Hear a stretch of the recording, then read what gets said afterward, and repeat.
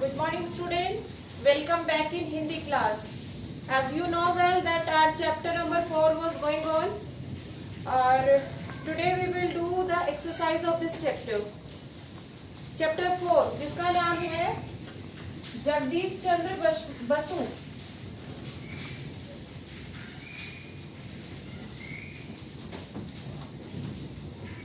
एक वैज्ञानिक जिनके बारे में हमने पढ़ा था कि किस तरीके से इन्होंने अपनी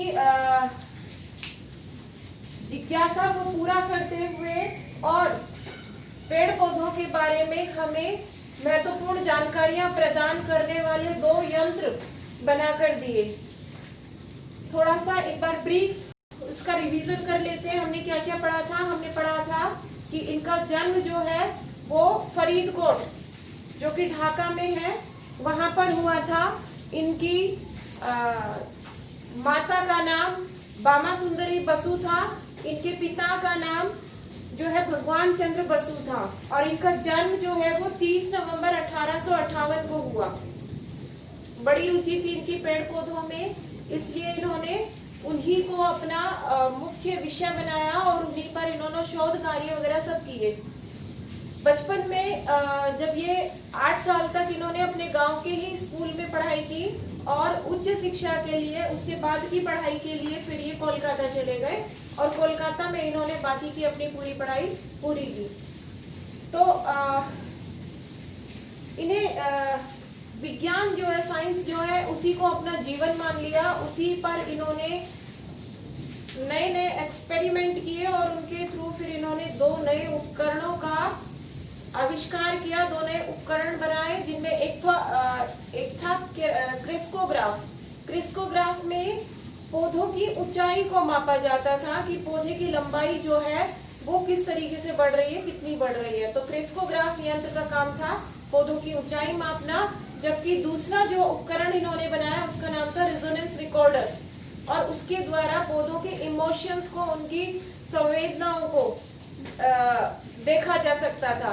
इस तरह से इन्होंने 2 उपकरण बनाए और इनके इस काम से प्रसन्न होकर जो अंग्रेज सरकार थी उन्होंने इन्हें सर की उपाधि से सम्मानित किया. उसके बाद इनकी इच्छा के बारे में बताया गया कि इनकी इच्छा थी कि भारत में ही इस तरह की विज्ञान की संस्थाएं खुले कि हमारे देश के बच्चों को दूसरे देश में जाकर पढ़ाई नहीं करनी पड़े, मतलब वो सब चीजें यहीं पर अवेलेबल हो जाए.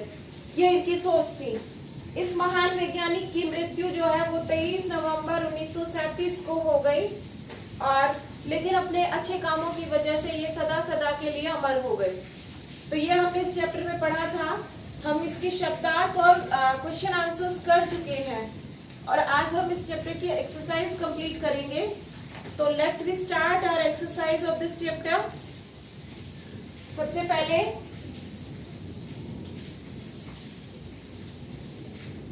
एक बार फिल इन द ब्लैंक्स पुनः देख लेते हैं. वैसे हम कर चुके हैं. ओरली मैं आपको बता देती हूँ.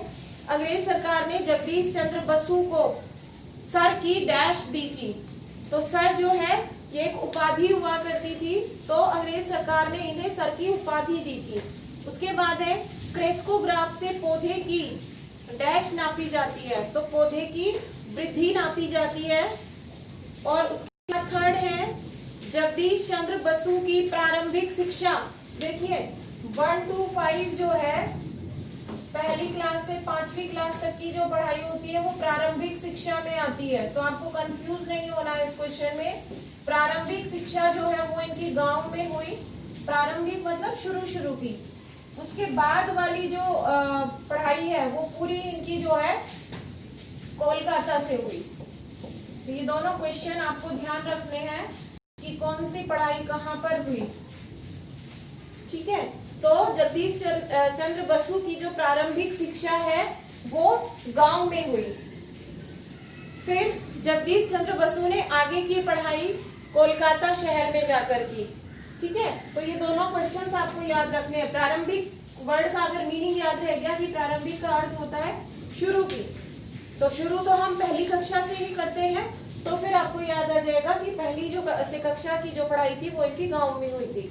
उसके बाद अगला क्वेश्चन, पेड़ पौधों में भी डैश होता है. तो पेड़ पौधों में भी जीवन होता है, लाइफ होती है, क्योंकि वो इसीलिए नॉन लिविंग थिंग कही जाते हैं, सॉरी लिविंग थिंग कहे जाते हैं, ठीक है, क्योंकि उनमें जीवन होता है। तो पेड़ पौधों में भी जीवन होता है।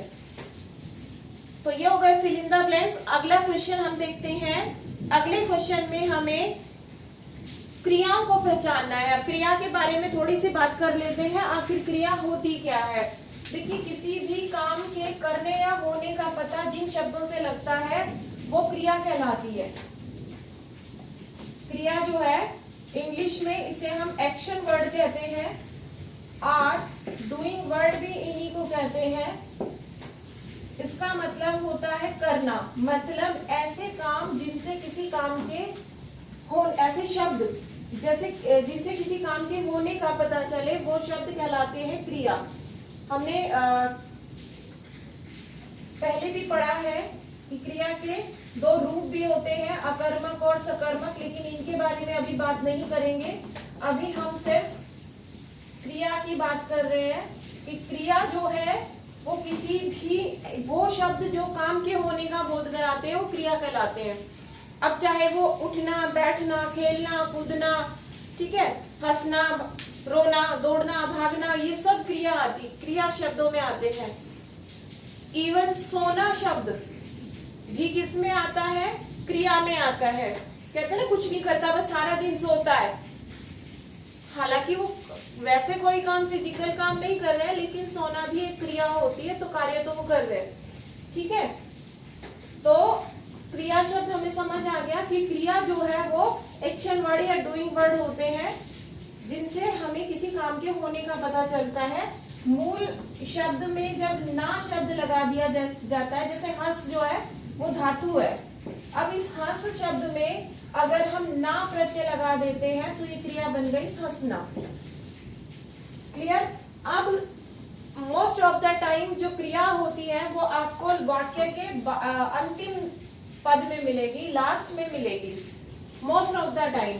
तो जब भी आप सेंटेंस पढ़ेंगे, आप सेंटेंस में ये देखेंगे कि सेंटेंस में कौन सा शब्द ऐसा है, पहले तो लास्ट पे नजर मारिए कि लास्ट में कौन कौन से शब्द हैं, उसके बाद ये देखिए कि उन शब्दों में से क्रिया शब्द क्या है। तो शुरू करते हैं। देखिए, कुछ शब्द किसी काम को करने या काम के होने का बोध कराते हैं और ऐसे शब्द क्रिया कहलाते हैं। वाक्य में क्रिया एक शब्द की भी हो सकती है और एक से ज्यादा शब्द की भी हो सकती है। मतलब क्रिया एक सिंगल वर्ड में भी आ सकती है, मोर देन सिंगल यानी मोर देन टू। तो इस तरह से क्रिया के कई शब्द भी हो सकते हैं। इन वाक्यों में हम वही क्रिया शब्दों को पहचानेंगे कि ये क्रिया एक शब्द में है या एक से ज्यादा है, ये हमें पता करना है। तो आप लोग पेंसिल लेके उन्हें अंडरलाइन कर लेंगे, ठीक है। सबसे पहला जो सेंटेंस है, राहुल ने उस पौधे को छुआ, ये है हमारा सेंटेंस। राहुल ने उस पौधे को छुआ।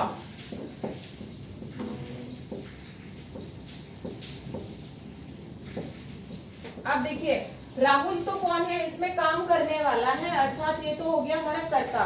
और कर्ता ही कौन होता है? कर्ता ही उद्देश्य होता है। तो राहुल तो उद्देश्य हो गया, बाकी पूरा हमारा विधेय हो गया। पहले तो वाक्य में आपने इसके अंग देख लिए कि क्या क्या है, ठीक है, कौन सा उद्देश्य है और कौन सा विधेय है।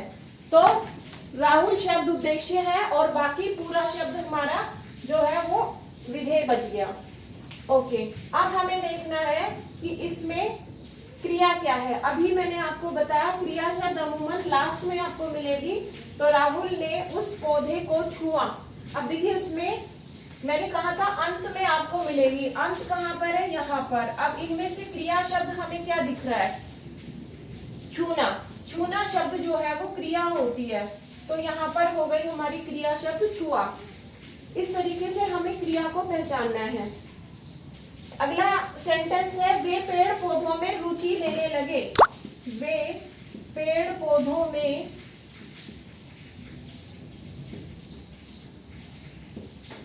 रुचि लेने लगे।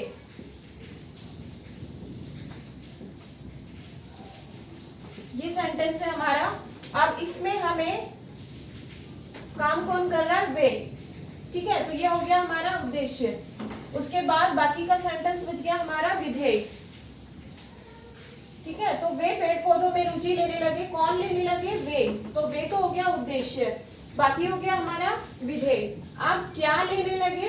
तो रुचि लेने लगे। अब रुचि शब्द जो है, देखिए रुचना भी वैसे क्रिया होती है। रुचना यानी किसी चीज को अच्छा लगना, और लेना और लगना, ये तीनों ही क्रिया शब्दों में जाएंगे हमारे। तो इसमें जो क्रिया है देखिए वो एक शब्द से ज्यादा हो गई। यहाँ हमारे पास सिर्फ एक ही शब्द था क्रिया का, ठीक है, एक ही शब्द था क्रिया का, और यहाँ पर हमारे पास 3 शब्द हो गए हैं क्रिया के। तो इस तरह से क्रिया जो है वो एक शब्द में भी हो सकती है और एक से ज्यादा शब्दों में भी क्रिया हो सकती है। उसके बाद है पढ़ाई के लिए वे कोलकाता चले गए। पढ़ाई के लिए वे कोलकाता चले गए।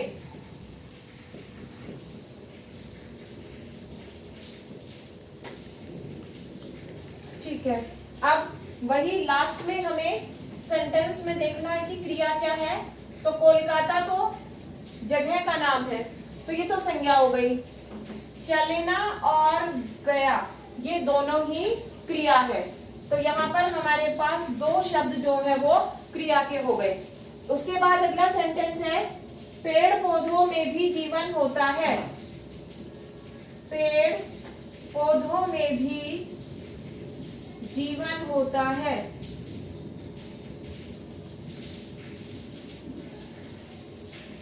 पेड़ पौधों में भी जीवन होता है। ये सेंटेंस है हमारा कि पेड़ पौधों में भी जीवन होता है। यहाँ पे हमें क्रिया ढूंढनी है। देखिए मैंने कहा था लास्ट में क्रिया मिलेगी आपको, और यहाँ पर जीवन शब्द जो है वो संज्ञा है, और होता शब्द जो है वो हमारे पास हो जाएगी क्रिया। होता है, होना क्रिया शब्द है। ठीक है, होना शब्द जो है वो हमारे पास क्रिया है। इस तरीके से ये सेंटेंस हो गए हैं 4। 5वां सेंटेंस अगर हम लेते हैं तो 5वें सेंटेंस में है उन्होंने यह बात साबित कर दिखाई। उन्होंने यह बात साबित कर दिखाई। ऊपर लिख रही हूं so that everybody can see. उन्होंने यह बात साबित कर दिखाई।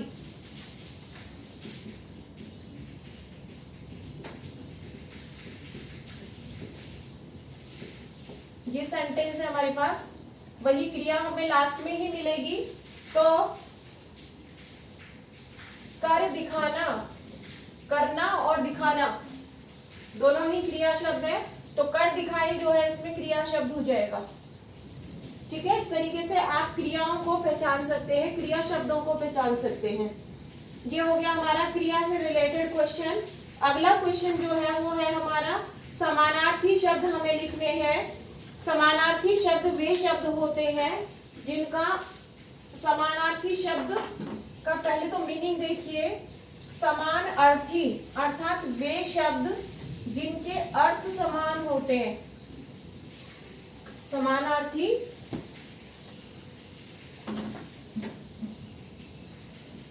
अगर इसके हम टुकड़े करें तो शब्द बनेगा हमारे पास समान और अर्थी,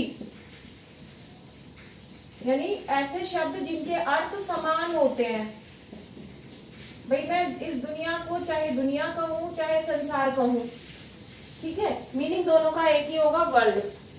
ऐसे ही फूल को मैं चाहे फूल कहूं चाहे पुष्प कहूं, चाहे सुमन कहूं चाहे कुसुम कहूं, दो तीन सबका मतलब जो है वो फूल से ही होगा। ठीक है, तो ये शब्द कहलाते हैं समानार्थी। समानार्थी शब्दों को ही हम पर्यायवाची शब्द भी कहते हैं। इन्हीं को हम पर्यायवाची शब्द कहते हैं और इंग्लिश में इन्हीं को हम सिनोनिम्स कहते हैं। ठीक है, अब हमें कुछ शब्द दिए गए हैं, उन शब्दों के हमें पर्यायवाची कहें या समानार्थी शब्द हमें लिखने हैं। तो देखते हैं वो शब्द कौन कौन से हैं। पहला शब्द है यहाँ पर संसार। पहला है संसार, दूसरा है पेड़,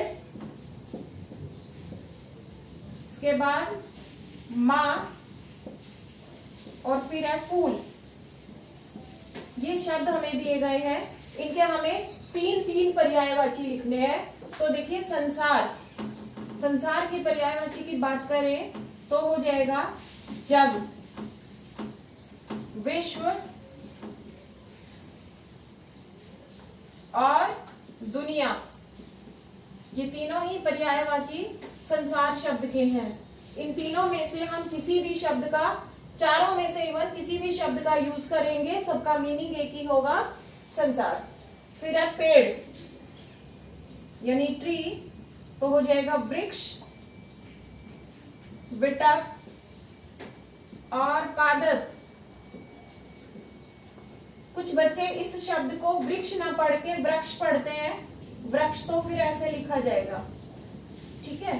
तो ये वृक्ष शब्द नहीं है, ये वृक्ष शब्द है, क्योंकि री ऋषि की मात्रा यहाँ पर लगी है, तो शब्द होगा वृक्ष ना कि वृक्ष।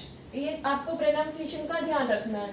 फिर है माँ, तो माँ हो गई जननी, अम्बा, महतारी। ये सारे शब्द माँ शब्द के पर्यायवाची हैं। माँ, माता, जननी, अम्बा, महतारी, ठीक है। फिर है फूल, पुष्प, सुमन, कुसुम, प्रसून। ये सारे शब्द हो जाएंगे फूल के पर्यायवाची। तो ये हो गया क्वेश्चन नंबर 3 हमारा, जिसमें हमने समानार्थी शब्द देखे, अर्थात मिलते जुलते अर्थ वाले शब्द जो है वो समानार्थी कहलाते हैं। तो इसमें हमने समानार्थी शब्द देखे। अगला क्वेश्चन हमारा विलोम शब्द का है। हमें सेंटेंस दिया गया है, उस सेंटेंस में हमें विलोम शब्द, जो अंडरलाइन शब्द है उनके विलोम शब्द फाइंड करने हैं, ठीक है। पर्यायवाची के बाद अगला क्वेश्चन हमारा विलोम शब्द का है, और विलोम शब्द में हमें कुछ सेंटेंस दिए गए हैं, उन सेंटेंसेस में अंडरलाइन वर्ड जो दिए गए हैं उनके हमें विलोम शब्द लिखने हैं। तो संसार में कुछ भी असंभव नहीं होता, यहाँ पर शब्द दिया गया असंभव, संभव ना हो वो होता है असंभव, मतलब जो हो नहीं सकता, ठीक है, वो हो जाता है असंभव। तो अब इसका हमें लिखना है विलोम शब्द। तो असंभव शब्द का विलोम शब्द हो जाएगा संभव। भाई जो हो सकता है वो संभव, जो नहीं हो सकता वो असंभव। इसके बाद अगला जो सेंटेंस है हमारा निर्जीव। निर्जीव जिसमें जान नहीं होती वो होता है निर्जीव। और इसका विलोम शब्द की बात करें तो हो जाएगा सजीव, जिसमें जान हो, जो जीवित हो। नेक्स्ट है हमारा दुख। तो दुख का तो आप सभी को पता होगा कि जो विलोम शब्द है वो हो जाएगा सुख। जो चीज हमें, हमारे मन को अच्छी लगे वो सुख देने वाली होती है, जो अच्छी नहीं लगे वो हमें दुख देने वाली होती है। उसके बाद है उनकी शिक्षा गांव में ही हुई थी, तो गांव शब्द का हमें इसमें विलोम शब्द लिखना है। सभी को पता है गांव का विलोम शब्द हो जाएगा शहर। और लास्ट है आगे की पढ़ाई उन्होंने कोलकाता में की, तो आगे शब्द का हमें विलोम शब्द लिखना है जो हो जाएगा पीछे। आगे का विलोम शब्द हो जाएगा पीछे। ये हो गया हमारा विलोम शब्द का। अब क्वेश्चन आता है कि क्वेश्चन ही बनाने, हमें कुछ शब्द हमें दिए गए हैं और उन शब्दों से कुछ हमें वाक्य बनाने हैं। मतलब ऐसे वाक्य बनाने हैं जिन वाक्यों से क्वेश्चन पुटअप किया जाए, यानी क्वेश्चन पूछा जाए जिन वाक्यों में। कौन, कैसे, क्या, ये ऐसे शब्द हैं जिनसे हम प्रश्न पूछते हैं। जैसे आप इंग्लिश में पढ़ते हैं ना डब्ल्यू वर्ड, जिनसे डब्ल्यू से शुरू होने वाले हु, हुम, हुज, ठीक है, ये सारे व्हाट, विच, ये सारे क्वेश्चन वाले वर्ड होते हैं जिनसे हम क्वेश्चन पूछते हैं। ऐसे ही हिंदी में भी होते हैं क्या, कैसे, कौन, कब, ये ऐसे वर्ड है जिनसे हम क्या पूछते हैं, इनसे हम पूछते हैं प्रश्न, और इनके लास्ट में हम लगाते हैं प्रश्नवाचक चिन्ह। तो यहाँ पर हमें कौन, कैसे और क्या, ये 3 शब्द दिए गए हैं, और इन 3 शब्दों से हमें 2-2 वाक्य बनाने हैं। ऑब्वियसली जब ये क्वेश्चन वर्ड है तो इनसे हमें क्वेश्चन ही बनाने हैं। पहला है कौन, फिर है कैसे, और उसके बाद जो तीसरा है वो है क्या।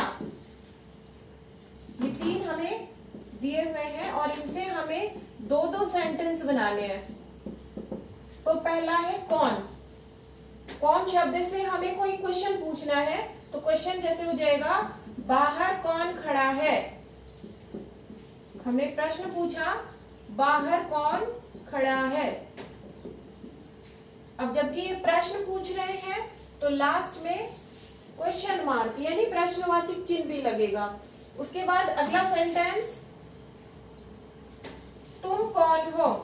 जब हम किसी को नहीं पहचानते हैं तो इसी तरह का क्वेश्चन पूछते हैं कि तुम कौन हो। अब जब प्रश्न पूछा है तो लास्ट में प्रश्नवाचक चिन्ह। फिर कैसे, आप कैसे हैं। जब किसी का हालचाल हम पूछते हैं तो फिर पूछते हैं कि आप कैसे हैं, ठीक है। उसके बाद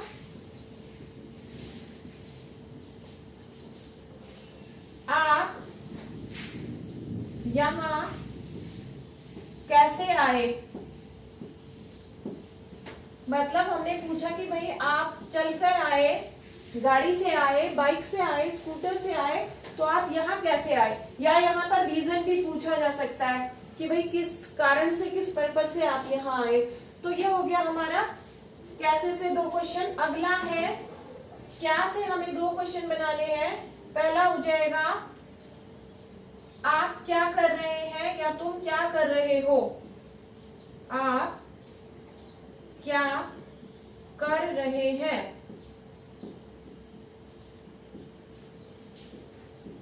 क्योंकि हम आप शब्द यूज कर रहे हैं, आपके साथ हमें यहां भी सम्मान सूचक शब्द यूज करना पड़ेगा।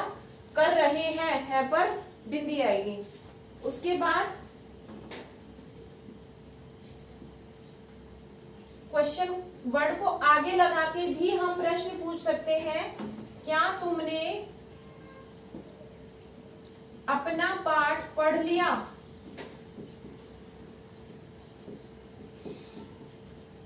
ठीक है, इस तरीके से भी क्वेश्चन बनाया जा सकता है। क्या तुमने अपना पाठ पढ़ लिया। तो इस तरीके से हम इनसे क्वेश्चन बना सकते हैं। ये हो गया हमारा क्वेश्चन नंबर 5, जिसमें हमने क्वेश्चन बनाने सीखे कि किस तरीके से हम किसी भी शब्द के क्वेश्चन बना सकते हैं। उसके बाद और अंतिम क्वेश्चन हमारा बच जाता है जिसमें हमें tick the correct answer solve करना है। क्वेश्चन हमें दिया गया है, उसके 3 ऑप्शन दिए गए हैं, उनमें से हमें राइट ऑप्शन को चूज करना है। जैसे पहला है पढ़ना क्रिया है। पढ़ना शब्द क्या है, क्रिया है। मैंने कहा था ना, जो मूल धातु होती है उसमें ना शब्द जोड़कर हम उसे क्रिया बनाते हैं। तो पढ़ना शब्द क्रिया हो गया क्योंकि पढ़ धातु है और उसमें ना जब जोड़ा तो क्रिया बनी पढ़ना। अब इससे आगे पूछा है जिससे बनी भाववाचक संज्ञा, यानी पढ़ना जो शब्द है, इस पढ़ना शब्द से कौन सी भाववाचक संज्ञा बनेगी, ये हमसे पूछा है। देखिए ऑप्शन क्या क्या है। पढ़ाकू, यानी जो बहुत पढ़ने वाला होता है वो क्या होता है, पढ़ाकू। चलिए नेक्स्ट है पढ़कर। पढ़कर, तो यहाँ तो पढ़कर शब्द तो क्रिया हो गई। मैं पढ़कर बाजार चला जाऊंगा। पढ़कर यानी एक क्रिया हो गई पढ़ना और एक हो गई चला जाऊंगा। ये 2 क्रिया इस वाक्य में है। पढ़ाकू शब्द भी संज्ञा है क्योंकि जो व्यक्ति बहुत पढ़ने वाला होता है उसे हम कहते हैं पढ़ाकू। तो तीसरा ऑप्शन बचता हमारे पास पढ़ाई। पढ़ाई शब्द जो है वो हमारे पास हो जाएगी भाववाचक संज्ञा, क्योंकि हमसे भाववाचक संज्ञा ही पूछी है इसमें। तो भाववाचक संज्ञा हो जाएगी हमारी पढ़ाई।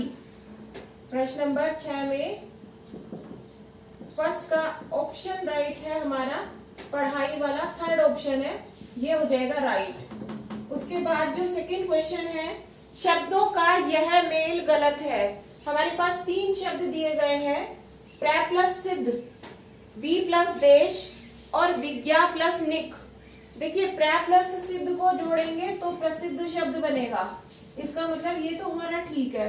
दूसरा शब्द है वी प्लस देश, वी प्लस देश जोड़ेंगे तो शब्द बनेगा विदेश। और लास्ट है विज्ञा प्लस निक, अगर इसे जोड़ेंगे तो शब्द बनेगा विज्ञानिक, जो कि कोई भी शब्द नहीं होता। शब्द क्या होता है? शब्द होता है विज्ञान प्लस इक। ये संधि है, जब आप बड़ी क्लासेस में पढ़ेंगे तब आप पढ़ेंगे ये विज्ञान प्लस इक है, और जब इनको जोड़ेंगे तब शब्द बनता है वैज्ञानिक।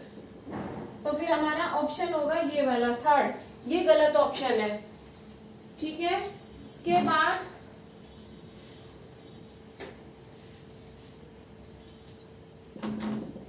ये हो जाएगा विज्ञा प्लस निक, ये वाला ऑप्शन हमारा गलत है, इसमें गलत ही हमसे पूछा गया था।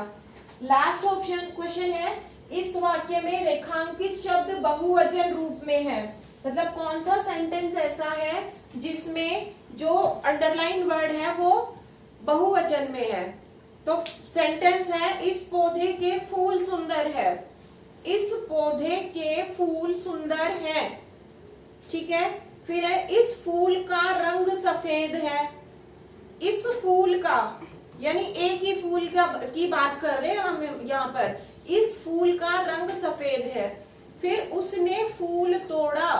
देखिए लास्ट में दोनों ऑप्शंस में हमें पता चल रहा है कि एक वचन की बात हो रही है। कैसे? इस फूल का मतलब एक ही फूल की बात कर रहे हैं, इस फूल का रंग सफेद है, तो ये एक वचन हो गया। उसने फूल तोड़ा, अगर बहुवचन होता तो उसने फूल तोड़े, ये हो जाता।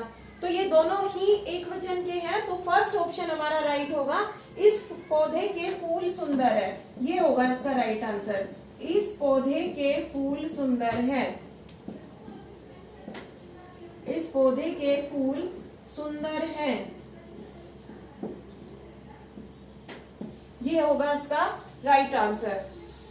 तो इसी क्वेश्चन के साथ हमारे इस चैप्टर की एक्सरसाइज भी कंप्लीट हो जाती है और हमारा चैप्टर 4 जो है वो कंप्लीट हो जाता है। ठीक है, उम्मीद करती हूँ कि आपको ये चैप्टर अच्छे से समझ आ गया होगा। तो अब जब नेक्स्ट हमारा चैप्टर शुरू होगा वो हम इसकी ऑनलाइन क्लास के बाद शुरू करेंगे, मतलब उससे अगली क्लास में। ठीक है, तो ऑनलाइन क्लास के लिए आप लोग रेडी रहें। तब तक के लिए थैंक यू।